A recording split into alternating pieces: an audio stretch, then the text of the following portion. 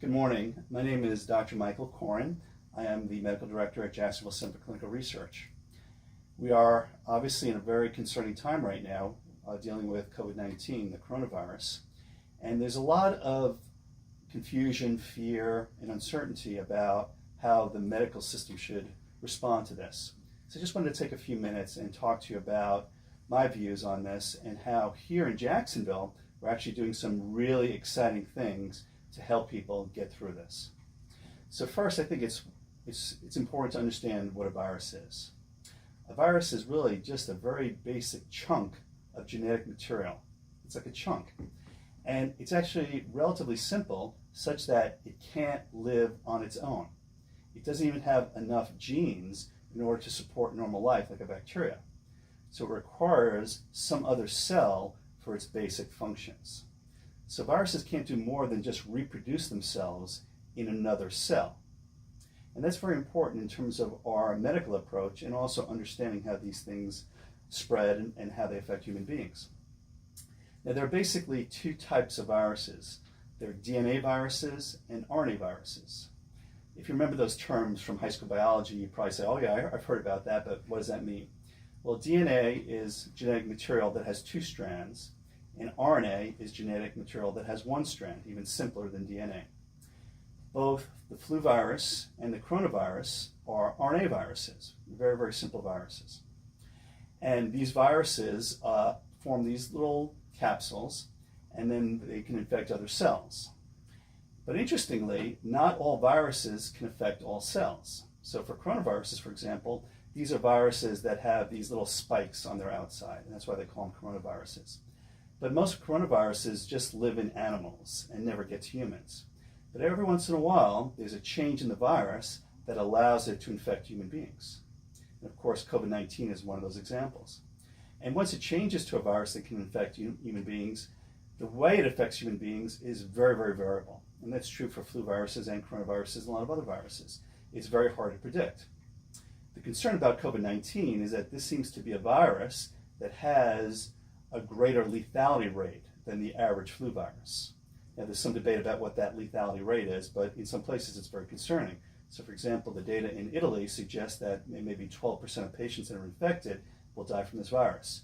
But in other places, that number is less than 1%. So that's one of the debates. But we're not going to get into that right now.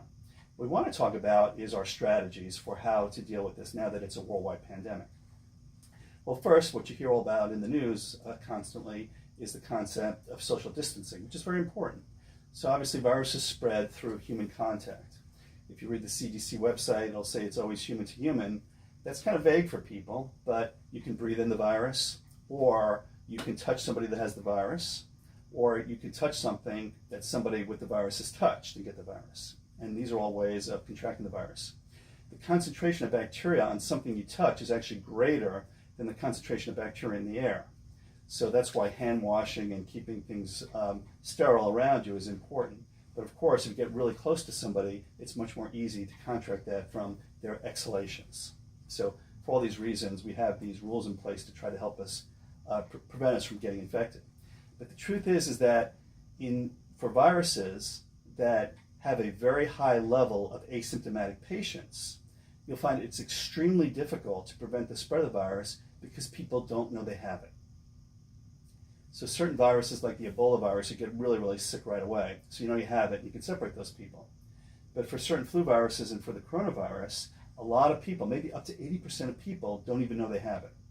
So if you don't know you have it, it's very hard not to spread it. And that's where the concepts come in of whether or not we should allow the virus to spread to create immunity in the community, or we should keep people apart. And those are debates that epidemiologists and others have. But we won't go there right now. What we'd like to talk about, though, is that there are some really exciting ways of preventing this virus from spreading. And here at Jacksonville Center for Clinical Research and many other centers around the country like us, we're looking at ways of treating people who are acutely ill in the hospital and dealing with the complications and trying to understand why certain people get really sick and other people don't get sick at all. But perhaps most exciting is the fact that we are now doing vaccine studies. And these vaccine studies are ways of giving patients a therapy that will prevent them from getting the virus and getting sick.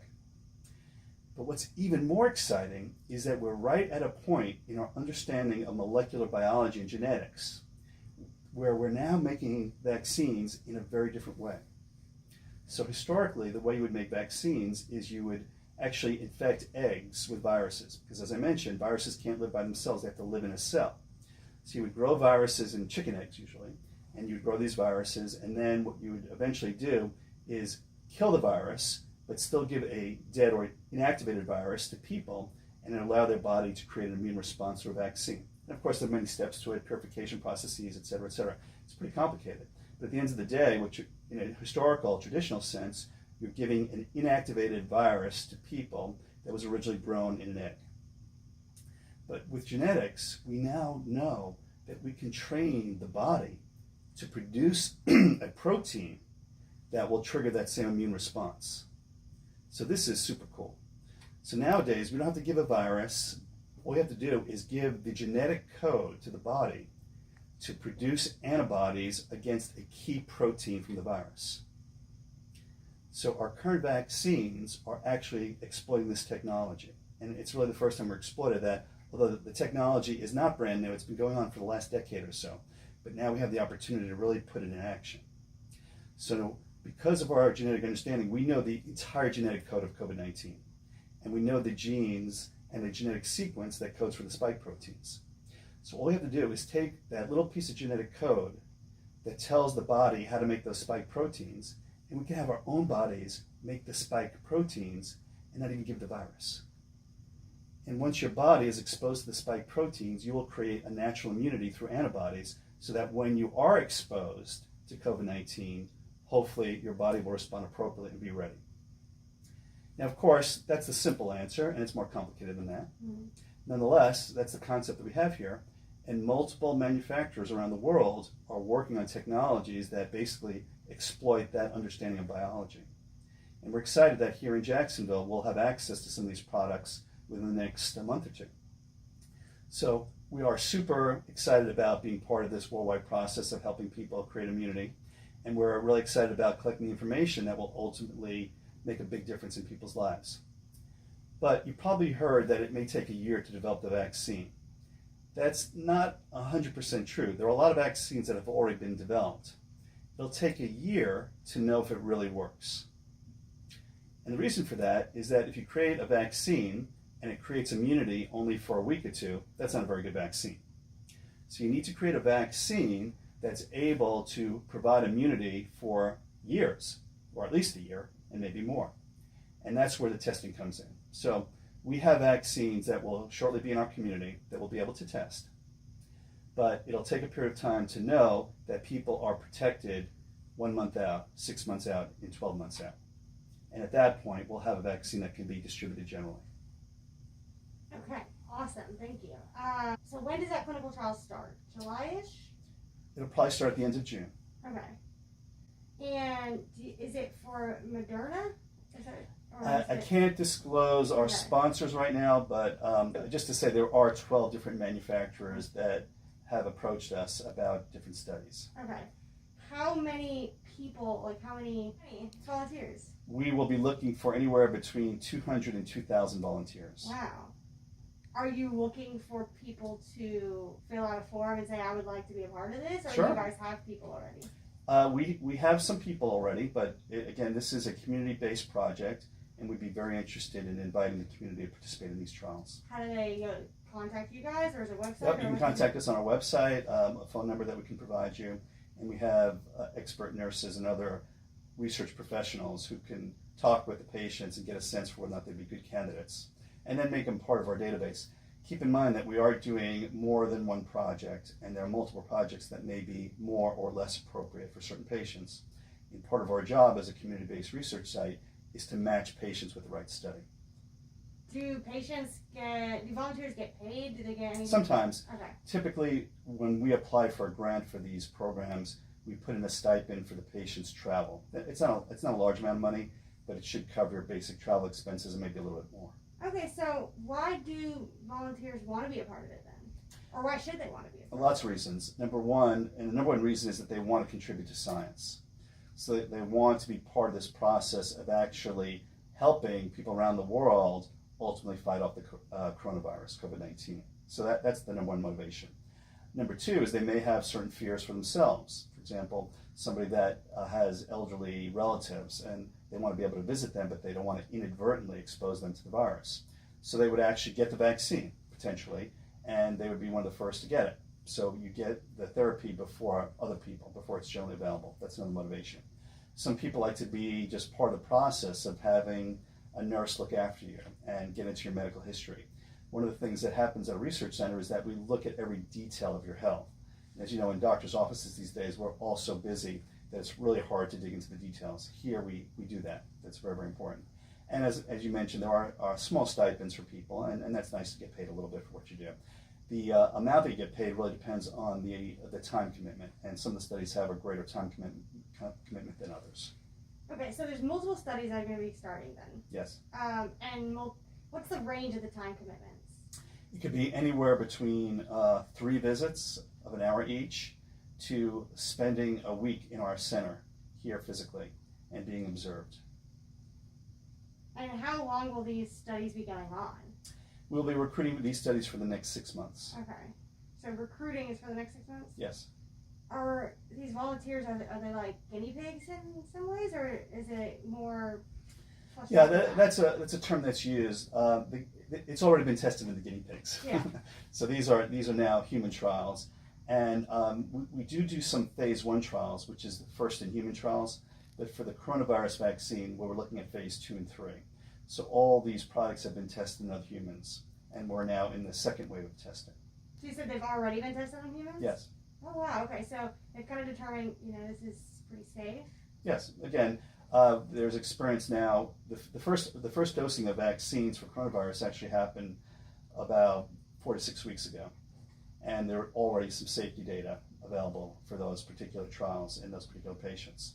So there have already been hundreds of patients around the world that have been tested with different vaccines. We'll be in the second wave when we go from dozens to a couple hundred to thousands of patient experience. Okay. So what's the goal? What's the goal that you hope these trials... Well, if this new technology works as advertised and works as it appears to be working, then we will protect this community and others from a horrible illness, from a horrible virus, and really protect the most vulnerable people. That's pretty groundbreaking. It is. Is it something that you've been a part of before this big? We have done a lot of work in this area, and I personally have done a lot of work. It's crazy, but I'm going to tell you a little bit of a personal story. So when I was a sophomore in college, I had a professor named Jeffrey Hall that first taught me about molecular biology. And I won't say how long ago that is, but you can look this guy up. And anyhow, he absolutely fascinated me. And this really was one of the reasons I ended up going to medical school and ended up being a researcher. Now, the best part of the story, to cut to the chase, is that this guy was awarded a Nobel Prize recently. But I got to know him when he was a young professor, literally just coming out of his PhD program. So he was very inspirational for me. And I've also gotten the chance to look at the history of understanding genetics and molecular biology and going from these more abstract concepts to actually curing diseases and helping people prevent horrible illnesses. Mm-hmm. So it's really pretty cool. That is pretty cool to see your career evolve from someone who inspired you to here. Yeah, and Jeff Hall won the Nobel Prize, for example, by understanding the genes that control the sleep-wake cycle in fruit flies. And so that was one of the early observations, that there's actually genes that control when we're tired and when we wake up. And those genes actually were applicable to fruit flies as well as mammals and human beings. Wow, so impressive. A genetic understanding of how these different proteins actually influence our behaviors. So starting from that, we now have ways of treating very specific diseases, and we can get this up and going literally within weeks. Yeah. And that's what's happening here, right? Yeah, absolutely. So what is the preparation before this actually starts at the end of June, around that time? What do you guys have to do ahead of time? Anything? Oh, absolutely. There's a very extended process of making sure that we're prepared for running these trials from a regulatory standpoint, from a safety standpoint, from a staff training standpoint. These are very sophisticated protocols, and we need to be experts at them. So we're starting on training as we speak. Awesome. And then volunteers? Are you already starting to look for those, or that'll be more later on? We are. This is the first round. Again, we will be dosing people, we think, within the next 6 weeks. And so if people are interested, it's a good time to let us know. We will do more intensive screening probably about a month down the road. Are you looking for people that have already had COVID-19 or people who have not? We have many different protocols. Okay. So depending on the protocol, some that have had it, some that have not. In our community, we have a relatively low incidence of COVID-19, so most of the people in our community have not been exposed to it, fortunately. But we want to keep them safe because there's good and bad to that, of course. The fact that we have not been exposed is great. We haven't had as many deaths as many other places around the world. On the other hand, we have people that are not immune to it and are potentially vulnerable.